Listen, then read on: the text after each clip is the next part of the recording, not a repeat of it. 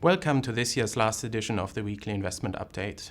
Today we'll have a brief look at 2016 before examining this week's activities in the markets, and we will finish with a quick look at 2017.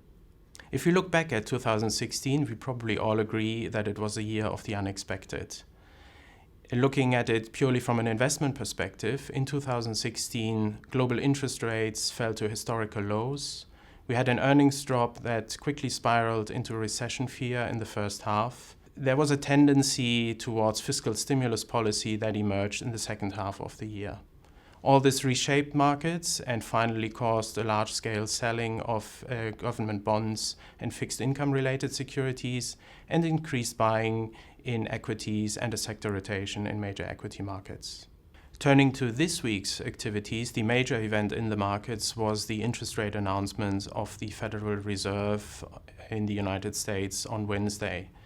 As expected, the FOMC, the Federal Market Open Committee that sets interest rates in the US, raised the Fed rate by 25 basis points to 0.75%. The FOMC members also indicated that they now expect 3 rate hikes versus previously expected 2.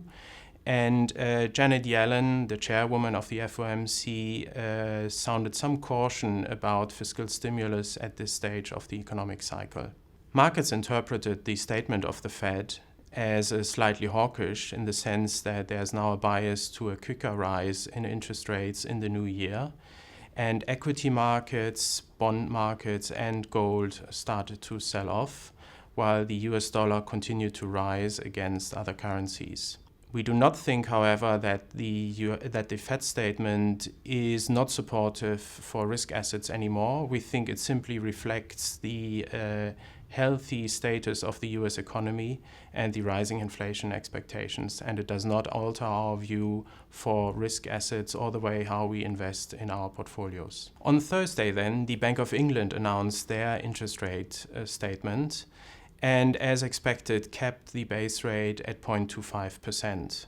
The Bank of England expects growth to slow next year and inflation to rise, which keeps them overall on a neutral stance for the moment. The impact on markets was limited, and overall we continue to expect that rates in the US and in the UK will peak at lower levels compared to previous economic cycles. The Fed interest rate announcement was the last major event for 2016.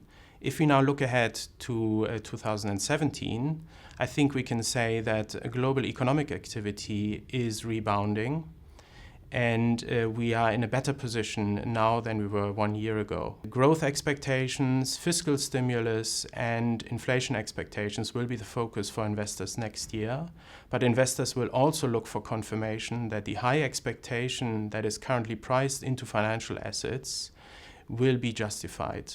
Finally, I'd like to wish you all a very happy holiday season on behalf of the Coutts Investment Office. We will be back in the new year on the 9th of January with a new update. Until then, have a good time, and thank you for watching.